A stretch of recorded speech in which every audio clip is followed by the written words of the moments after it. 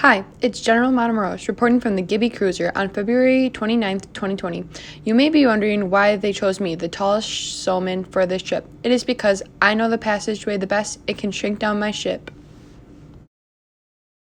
As of right now, I am entering the left nasal passageway. As I'm getting to the end of the nasal passageway, I'm starting to enter the trachea.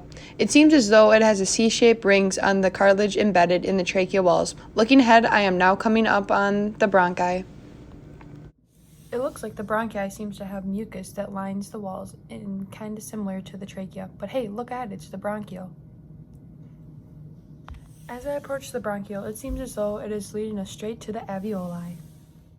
As we approach the alveoli, it seems to be pushing me through to keep air moving along. Looking at the alveoli, as we move, I can see it has very thin walls and is cup-shaped.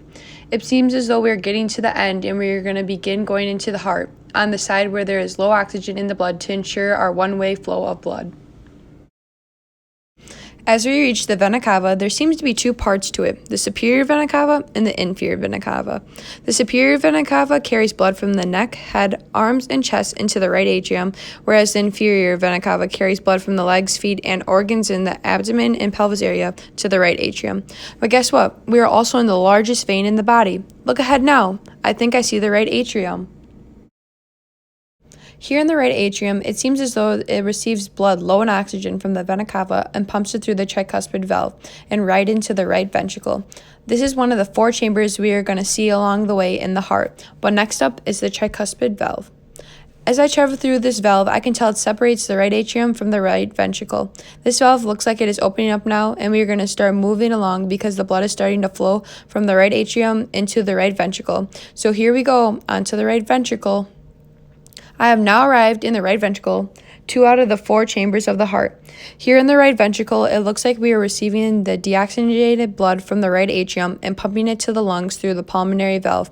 Looks like we aren't staying in the right ventricle for long. Onto the pulmonary valve. It looks like we have arrived. This valve is similar to the other valves because it separates the right ventricle from the pulmonary artery. It looks like the body is trying to pump the deoxygenated blood through now, so I will follow. The valve is opening up so the blood is able to pass through into the pulmonary artery and to the lungs where the blood will be able to receive oxygen. I have made it to our last stop on the right side of the heart, the pulmonary artery.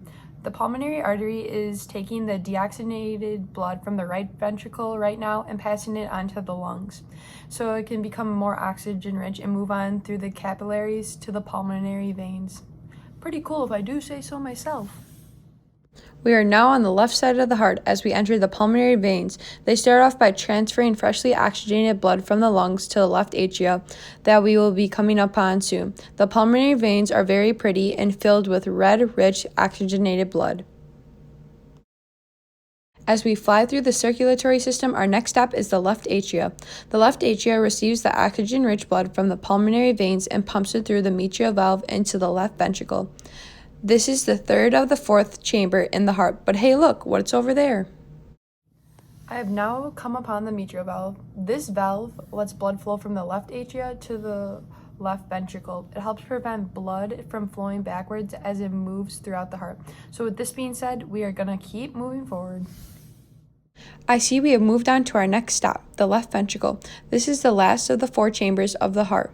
The left ventricle pumps the oxygen-rich blood through the aortic valve onto the rest of the body. So it looks like we know where our next stop is, the aortic valve. Looks like I am here in the aortic valve. It seems to separate the left ventricle from the aorta. This valve allows blood to leave from the heart, from the left ventricle to the aorta. And hey look, I see the aorta ahead. I have come upon the largest blood vessel in the body, the aorta. The aorta is responsible for moving the oxygen-rich blood from the heart to the rest of the body. This is very cool to see how everything is working in one pathway, going the same way.